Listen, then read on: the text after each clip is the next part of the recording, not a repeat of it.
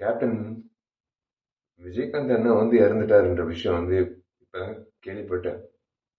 இன்னைக்கு நடிகர் சங்கத்துல வந்து நான் நாங்கெல்லாம் பொறுப்பேற்றதுக்கு அப்புறம் உங்களை வந்து சந்திக்கும் போது பிரேமலதா அம்மா சொன்ன ஒரே விஷயம் தான், நீங்க அந்த பதக்கத்தை மீட்டுட்டு எடுத்துட்டு வரும்போது உங்க வீட்டு நகை கூட வந்து அந்த அளவுக்கு நீங்க ஒரு ஒரு ஒரு விஷயமாவே எடுத்துக்கல. நீங்க அந்த பத்திரத்தை அப்படியே ஒரு பொக்கிஷமா நீங்க வந்து உங்க லாக்கர்ல வச்சீங்கன்னு அம்மா அந்த அம்மா சொல்லும் போது, நீங்க செஞ்ச உதவிகள், நீங்க செஞ்ச விஷயங்கள், இந்த நடிகர் சங்கத்துக்கு நீங்க நடத்தின அந்த நிர்வாகம், அரசியல்வாதியா நீங்க நீங்க அவ்வளவு துணிவா நீங்க பேசின பேச்சு, உங்க செயல்பாடு, ஒரு நடிகனா நீங்க இவ்வளவு பேர் வாங்கியிருக்கீங்க.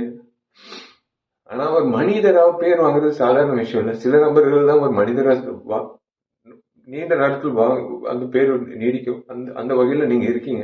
மன்னிச்சிருங்க. உண்மையிலே நான் சத்தியமா சொல்றேன், இன்னைக்கு நான் உங்க பக்கத்துல இருந்திருக்கணும்.